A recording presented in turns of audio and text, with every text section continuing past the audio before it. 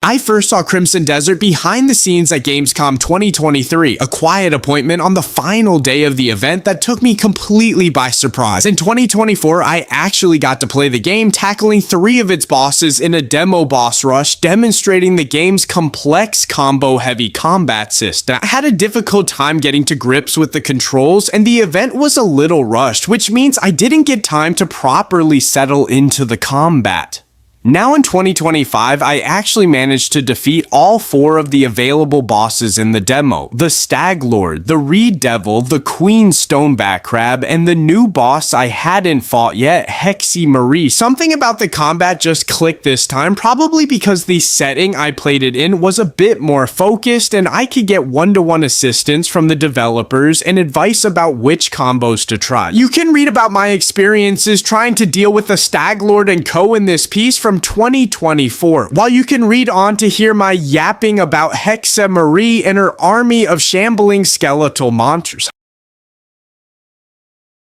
There are dozens of bosses in Crimson Desert. I've only seen 4 of them, the newest being Hexa Marie. Each one is distinct from the last, and Hexa Marie's gimmick is that she spawns a horde of skeletons and drops magic mines that explode to deal damage over time. This battle was chaotic but beautiful. I was playing on a top-end rig, and the amount of particle effects on the battlefield was almost overwhelming, especially when I swapped to the bow and explosive arrows to clear out the skeletons.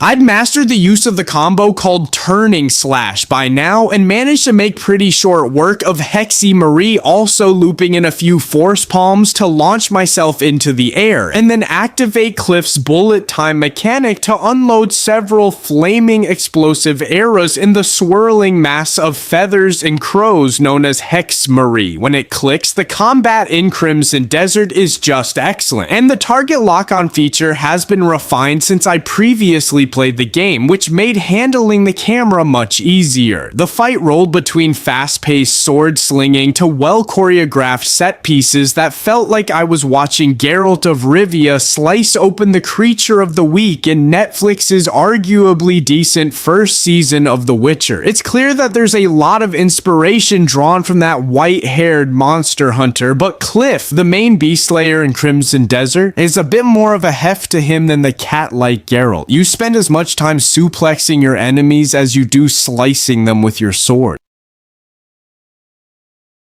I had a few minutes at the end of the demo session to explore some of the boss arenas, and while these are closed off areas you couldn't wander out of, I don't think it will be like this in the full game. Just these small glimpses of the water, mountains, and distant buildings of Crimson Desert's world left me desperate to explore more. There was a pool of water around the Queen Stonecrab arena, and when I dived in to take a swim, I was pleasantly surprised to find that Cliff floundered a little in the water, and it really looked like he was struggling to keep himself afloat. It makes sense considering how much heavy armor he wears, but that level of detail is often overlooked in-game. The river also pulled a little with a current, which is a nice touch. Much like the combat, the swimming had this sort of density and weight that you could almost feel through the controller. When Cliff clambered out of the water, I experimented with the camera a little. Not only can you go into first-person mode with a click of a button, you can also rotate the camera around your character. It's sort of this built-in photo mode that doesn't require you to go into a menu. This seems built specifically so you can take in some of the impressive vistas in the game, enhanced by Pearl Abyss Black Space Engine that we previously previewed. We've had some small glimpses of the open world activities in Crimson Desert, like horseback riding mini games and petting a cute little lamb, but I need more. I've got to explore it myself. The combination of brutal, combo-heavy combat and the chance to adventure through this hugely detailed and expansive world puts Crimson Desert right at the top of my most anticipated games of 2025.